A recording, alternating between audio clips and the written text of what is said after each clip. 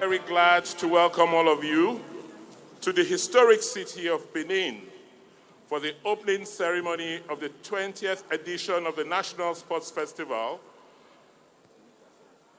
at the ultramodern Samuel Ogbamudia Sports Complex.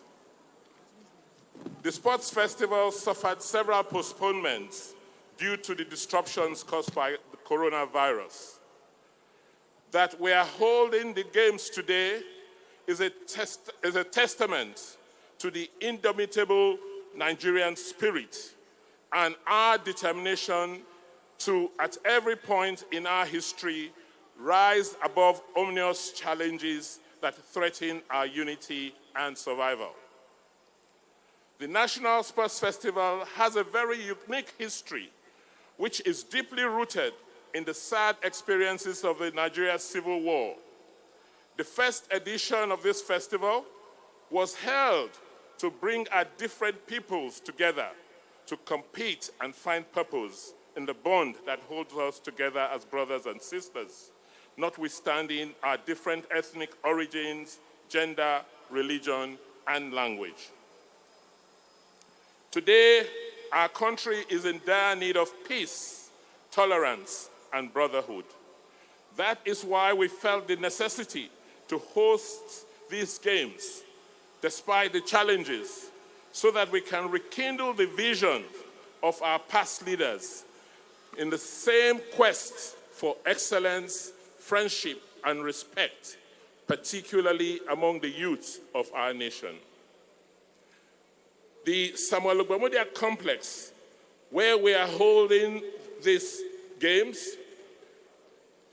is named after a great leader and sports enthusiast, Brigadier General Samuel Ogbamudia. On these grounds, you will reap the reward of hard work, of perseverance and determination through your performance and conduct, so that you can be the real role models for other youths in Nigeria. You just saw visuals of the opening ceremony of the National Sports Festival. And of course, you heard what the governor of Edo State said, Godwin Obaseki, talking about unity, talking about how sports will actually help the country to be more united than ever, and also how it's going to help the youth in terms of development and also honing their skills in whatever sport endeavors they want to undertake. Of course, on this show, we'll be talking more about the National Sports Festival because it's happening live here in Benin City. I know most of you actually saw the opening ceremony, and what went down, the different states that took part, from Abia State to Akwa, and of course to Zamfara State, and the visuals of Zamfara State athletes that were not really dancing and all that. But we saw the display from Edo State, from Lagos State, from Rivers State, their colorful attire and what these athletes are aiming to do. But it wasn't only the governor of Edo State that was right there, at the opening ceremony. The sports minister was also sports minister was live at the stadium. The vice president couldn't attend because of the storm that happened in Benin. There was a heavy rain that prevented him from, coming down to grace the opening ceremony. And the opening of the commissioning of the stadium was supposed to have taken place earlier, did not take place. But despite all these little hiccups, we still have a very colorful and successful ceremony. And the pictures you're seeing happens to be the contingent, Edo State, the host state, and the deputy governor, and also the team and commandants, all of them just dancing to the beautiful songs and all that. The sports minister, the governor of Edo State, and of course the governor of Delta State. Remember, Delta State happens to be the defending champion. They held on to their trophy so much. I was waiting for a time where they will hand it over, but they didn't. They just held on to the trophy and all that. Hopefully, maybe today they will be able to do that. But looking at the state and what they started with, and the fact that these athletes are all ready to compete. They're not just coming to look at the other state, because you have Delta, Rivers, Edo, who are well prepared. And when it comes to sports, we know these states are usually the ones are more like the states to beat when it comes to the National Sports Festival. So when you're having states like Zamfara, Yobe, Bauchi, and even Benue State talking about winning medals, it's something really, really remarkable. But let's listen to the sports minister talking about the whole essence of this festival and how it will definitely unite the country more than ever. Commencement of the festival in 1973, It has resulted in the discovery of great stars like Al-Aksan Yakmut, Ismaila Mabo, Haruna Ilerika, Henry Amike, Yusuf Ali, Felilat Ogunkoya, Mary Oyale, Kasali Lasisi, Mary Tombiri, Ese Brume, Tunde Obisesan, Abbas Mohammed, amongst others. Also notable amongst us are foreign-based Nigerian athletes who have since arrived to be part of this great sports festival, some of which are Nicholas Okoye, 400 meters, Chidi Antonio Keze, 200 meters, Ese Brume, long jump, Orukwe Eyokan, Egoro Ogo Egene. All of these Nigerian talents, sportsmen and women, they help to bring international flavor to this festival and place it on the same pedestal like similar sporting events across the world. The 20th National Sports Festival promises to thrill and to produce talents and also expose stars. From Benin City will emerge a new tribe of world beaters and great athletes. I want to thank all the state governors, including the FCT minister, for bearing the pains of the postponement, the support you have given to your contingents to participate in the 20th National Sports Festival, despite the global challenge of the COVID-19 pandemic, is commendable. It is therefore my pleasure this evening to declare open the 20th National Sports Festival holding in Benin City, Nigeria, to the glory of God.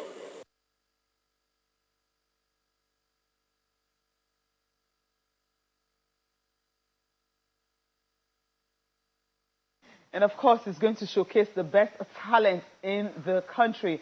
And we also know that when you're talking about the best talent, you're talking about athletes that are as young as 8 years old, 12 years old, all of them just want to compete. And the fact that this sports festival, you don't have much, the complement of most of the international stars simply because of COVID-19 and all that.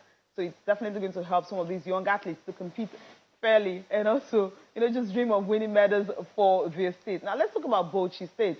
I mentioned that state earlier, that these guys are really not playing when it comes to this sport festival. It's one of the, one of the states to look forward to, because when it comes to Langa, when it comes to weightlifting, I mean, the camp commandant, when I spoke to him yesterday before the opening ceremony, he was talking about the fact that they have most of their defending champions. When it comes to Langa, Bauchi State won the last gold, silver, and everything. They practically swept it in Langa last time at the Abuja National Sports Festival. They also have a 12-year-old chess player. But first, let's listen to the camp commandant talking about what Bauchi State intends to do. So at least maybe finish 5th or 6th.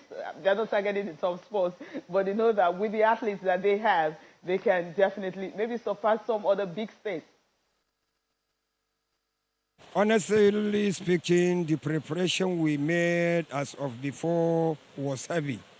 I'm very, very awful that we are going to make our own effort to see that we won another medals more than the one that we won in 2018.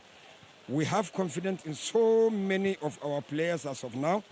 Hadn't been to say this COVID-19 didn't affect any sport, I don't think if the sport that we brought to Edo will be defeated in one way or the other. But now, so many things are brink and obstacles that we cannot be able to make it, but we believe no matter the situation, by the grace of Almighty Allah, we are going to make effort and get our medals. We have the defending champions that I believe with this situation, they are going to play and they are going to defend their own title. I have their confidence, more especially Langa and partially the weightlifting. And there are some that we brought to my own assessment. I don't think if they will not surprise many people in terms of victory.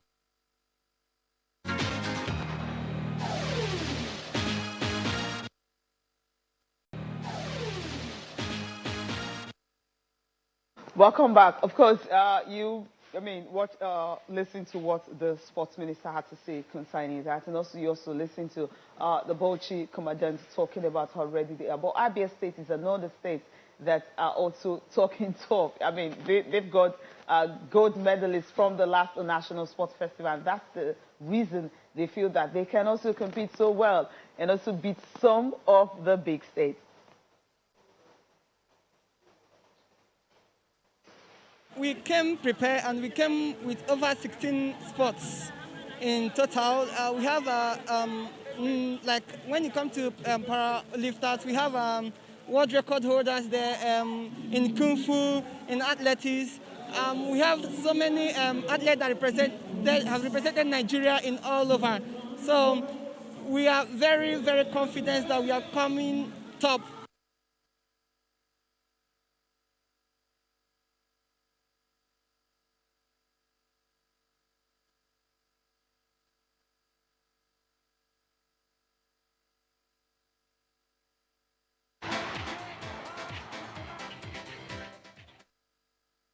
Talking top right there, talking about the National Sports Festival. And you know, you have other states too. We'll definitely be bringing you more from these states and what they expect and what they intend to do to ensure that they have a successful outing at the 20th edition of the National Sports Festival taking place in Benin City in Edo State. Okay, let's take a breather from the National Sports Festival, because I know that once we start, we'll not finish it, because you have other events taking place across the world. For instance, you have the UEFA Champions League. You also have the Women's League. We know that this week might just end. This week is going to end the first stanza, whereby it's going to determine the top 6. Now, what the Nigerian Women's Football League have decided to do, because they want the teams to actually compete at the CAF Confederations, at the CAF Champions League for women. And of course, they decided that, look, they are going to do it in a way that where you have, the top 6 will play Super 6, and of course, the last one will play for just battle to avoid relegation. But the fixtures for this weekend match, the 13 fixtures, you have Ibom Angels and FC Robo will be in action. Oshun Babes and Abia Angels, another game to look forward to today. Pelican Stars and Edo Queens, that's another one. So Edo Queens will be going to, well, Calabar to see if they can pick up points from bottom place Pelican. You also have Royal Queens and Delta Queens, another game to watch out for today, because Royal Queens will also be trying. That's going to be more like a derby, because both teams are from Delta State. Although one is privately owned, while the other one is a government club. Dreamstar Ladies will welcome Confluence Queens. Dreamstar Ladies, another team that is also struggling in the Nigerian Women's Football League Premiership. They will try as much as possible to see if they can, well, escape relegation, because they need a positive result to be able to stay in the league this season. For Rivers Angels, they welcome Bayelsa Queens. That's the top of the table clash for the Nigerian Women's Football League Premiership this weekend, because Rivers Angels, yes, they said they're the defending champions, so you expect them to win the league. But with this new formation of having to go through a Super 6, maybe they stand a chance right now, because Bayelsa Queens are more like runaway leaders the way it is. But if Bayelsa Queens lose at Rivers, so it simply means they will lose ground on the point. They're 6 points clear at the top of the table ahead of Rivers Angels. Now, let's take a look at what the table is looking like right now. You have, after 12 games, no one have a game in hand, because every game is being played every Wednesday. So for Bayelsa Queens, yes, top of the table, 31 points. And if you check the closest, which is Delta Queens, and they will be playing at Royal Queens, of course, same Delta, but home advantage usually help a lot. But Delta Queens, for them, they are second on the log. I mean, they've lost just 2 games this season. And Bayelsa Queens, they lost just 1 game. So that's why they had, for Rivers Angels, the unbeaten run that they had for a long time, it was all about FC Robo, who ended that for them. Then they went home. They couldn't win any game. They dropped back-to-back. But they returned to winning ways when they went to Nasarawa to get that fantastic victory. And that's why they are in that position that they are the 3rd, and Edo Queens 4th, and FC Robo 5th, and you have Confluence Queens as 6th position. If this table remains like this after today, so it simply means these are the teams that will be playing for the Super 6. And if you look at the bottom, where you have Ibom Angels, Dreamstar Ladies, it's really not looking good for those 2 bottom sides at all. Pelican Stars were able to at least, leave that red zone. But from all indications, just 9 points. The other one had 7, and the other one 5. So it's going to be hard for them to actually pick up, knowing that they will be welcoming Edo Queens, who really want to see how they can pick a ticket for the continent because of the investment the Edo State government has actually put into them. We've seen the Deputy Governor, Philip Shoebu, usually training with the girls anytime they train when you're preparing for home games and all that. That tells you the kind of motivation that these girls have. They don't have any excuse to lose away from home or even lose at home. So they have a whole lot of advantage and all that because of the resources that have been pumped into the team. So we'll see how week 13 will hold by tomorrow and see the teams that will be making the Super 6 and, of course, the teams that will be battling relegation. Okay, let's leave the Women's League for now and quickly talk about other events taking place across the world. And, of course, I will stop touch in the NBA. Yes, the NBA, talking about the NBA or the games that went down last night. The result that was a shocker for me happens to be the Golden State Warriors and Milwaukee Bucks. Let's flip over to the NBA quickly, talk about that one. Yes, some of these games, I mean, when you look at those results, yes, it was close, but it was because Steph Curry had to drop 41 points on the night. Well, it's not unusual for him to do that because usually it's the fourth time this season he's dropping that 40-point game and all that. 42nd of his career and also his 200 3-pointer this season. He actually nailed some 3-pointers for the Warriors to be able to beat the Milwaukee Bucks. Now, Milwaukee Bucks were playing without Giannis Antetokounmpo, so that actually gave advantage to the Golden State Warriors to come back to winning ways. Yes, Steph Curry was enjoying the last games that they played, another boy is back, and he was able to just propel his team to that victory. For the Chicago Bulls and Indiana Pacers, you wouldn't expect this to happen. It was 113 and 97 because for the Chicago Bulls, they acquire a whole lot of players when the transfer on the deadline trade day, and because of that, they've been trying to win some and lose some. Another, honestly, lose some because you didn't have the full complement of their players. But this time around, they have the full complement of the players that were traded into the team, and that actually helped them to get that particular victory over a team that you expect them not to lose to. And in other games of the night, Pelican Stars and the Atlanta Hawks, it was the Pelican Stars losing to Atlanta Hawks 123 and 107. Well, for the Hawks, it wasn't a good game for them at all, something they could have loved to win, but it just didn't happen for them. Another game also that happened was the Lakers and, of course, the Raptors. The Lakers, you know, without full complement of their players because you have LeBron injured, but then they were able to trump the Toronto Raptors 110 and 101. But it was forgettable night for Kyle Kuzma. Had just 8 points in 35 minutes. So Kuzma finished 3 of 13 shooting from the field, making just 2 of 11 3-pointers. Yes, it was a woeful performance from him. But then the most important thing is that the Lakers beat the Raptors 110 and 101. For the Grizzlies and the Heat, yes, the Memphis Grizzlies beating the Heat. I didn't see this coming at all because the Heat were on a good run, but somehow it just couldn't continue because Jonas Valanciunas posted 20 points and 10 rebounds to tie Zach Randolph's franchise record with his 18th consecutive double-double of the season, and that's how they were able to beat the Heat. For the Detroit Pistons and the Nuggets, it was 119 and 134, and the Blazers and the Clippers, the Clippers beating the Blazers 133 and 116. Well, for the Clippers, it was a good game for the top stars being able to get that victory. They so much needed. Okay, that's it for the NBA. Quickly, we need to talk about the UEFA Champions League. And when we're talking about the UEFA Champions League, yes, I'm going to have a guest in the studio. And not in the studio right now. I'm going to have him via Zoom, all the way from Lekki in Lagos State. I'm talking about Bada Akintunde Johnson. Will be joining me. We'll be talking about the UEFA Champions League and what went down last night. Yes, Liverpool. Not a good game for them at all. You expect them to actually at least get something away at Real Madrid, but it wasn't to be. They lost 3-1. Yes, Liverpool lost 3-1 to Real Madrid. And then you also have Borussia Dortmund and Manchester City 2-1. A slim victory for Man City. But then the thing was that it was Borussia Dortmund who got that advantage. So Bada Akintunde Johnson will be joining me to talk more about this. And I will start with the game between Manchester City and Borussia Dortmund. Bada, I mean, for last night, what happened in the Champions League, I believe you were not surprised by the result. Not at all. I thought that the people were sucked into a false sense of Liverpool getting back to their best just because of their performance against Arsenal last weekend when they went away and thoroughly demolished the Gunners 3-0 at the Emirates. And of course, we saw how well they played.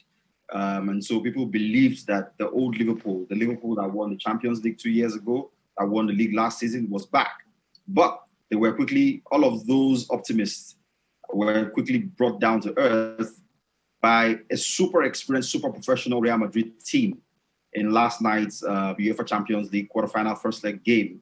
But again, you've got to look at that Liverpool team and feel like had they cut out those individual errors, particularly in defense, maybe they would have been going into the second leg as favorites. Right now, even Jurgen Klopp says he doesn't know if they can overturn this deficit again, principally because there wouldn't be that regular Anfield atmosphere since the fans are going to be watching away from the pitch. They're going to be at home. There is no intimidating 12-man factor in that second leg. But back to yesterday's game, I thought Real Madrid deserved their win. The likes of Modric, Luka Modric, and Toni Kroos, the veteran central midfielders, even Casemiro, were absolutely on top of their game, dictating play down the middle, snapping at heels. And when they had the ball, like it was in the case of the first goal, Luka Modric picked the ball up from his head up and saw the run of Vinicius Jr. Unfortunately, the Liverpool backline was sleeping and just played like a 45-yard pass over the top, which Vinicius took on his chest and blasted beyond the goalkeeper for 1-0. And the second one was even more comical. Trent Alexander-Arnold, without looking, actually just heading the ball towards his own goalkeeper, but it was shot. And Marco Asensio intervened, lobbed the ball over the goalkeeper and tapped into an empty net for 2-0. And that was how they went into the break. And you thought Liverpool were done and dusted. But then they picked up the tempo first few minutes of the second half and got back right into the game. That man, Diogo Jota, I can't speak highly enough of him. He's darting run down the middle at the heart, right at the heart of that Real Madrid defense, split the defense open, ball fell kindly to Mo Salah, and it was 2-1. And you expected Liverpool to kick on from there, but it never really happened.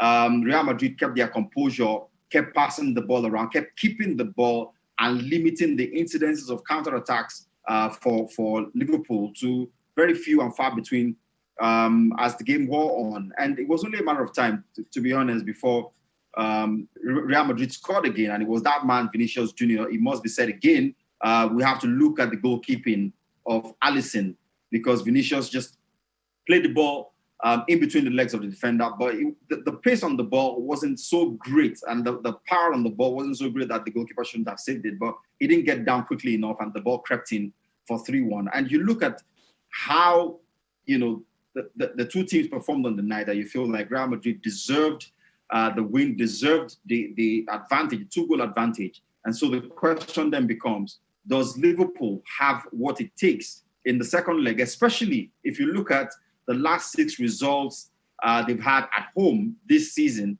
playing at Anfield? They have lost all 6 against teams like Fulham, actually. So you feel like Real Madrid must be fancying their chances, actually, if you look critically at that home form of Liverpool. But it's by no means done and dusted. It's just that Real Madrid have a phenomenal, fantastic advantage going into the second leg, and the smart money must be on them to go to Anfield and finish the business.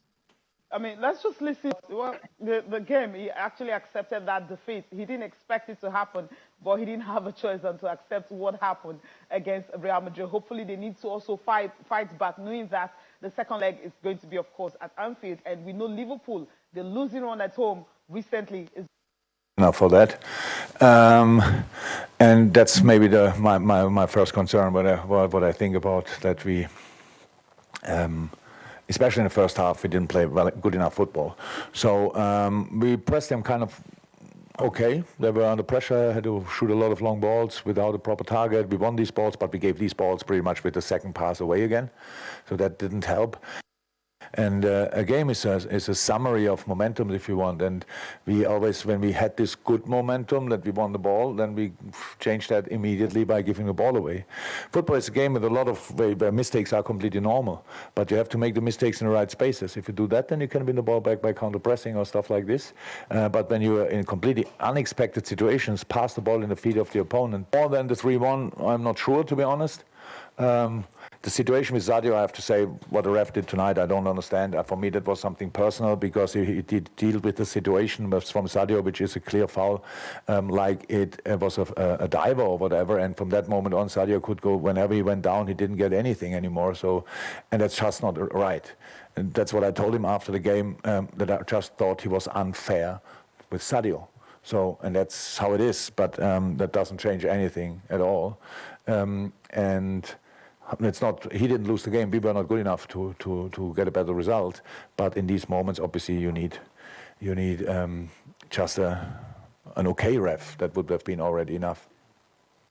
But you have to, if you want to go to the semifinals, and that's absolutely okay and fair, you have to deserve it with the performance you put on the pitch. So, and tonight we were not good enough to win this game. The only good news is there's another game where we saw that, but it's not like we have an advantage now. We are under pressure, of course.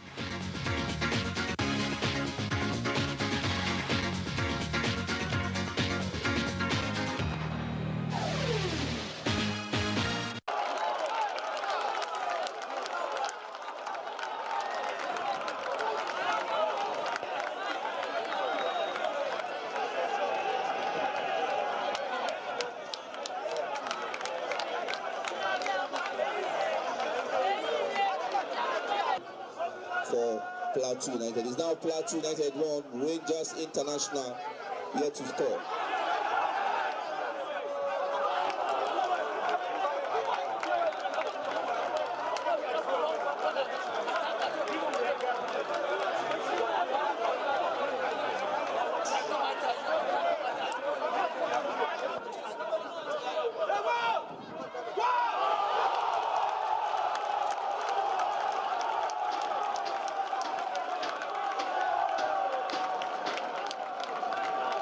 But thank you. We just saw some highlights from Nigerian League, and also you listened to what I talked about earlier concerning the UEFA Champions League and Jurgen Klopp talking about his team and all that. I want to thank my guest, Abada Kintude-Johnson, for taking our time to join me this morning. We didn't have so much to talk about, so much time to talk about the UEFA Champions League, especially the game that will be happening today. Hopefully tomorrow we should be able to have a comprehensive review of those games once it's gone down tonight. Thank you, Bada, for joining me this morning. Thank you for watching. I'm Cecilia Mogbe. Bye for now.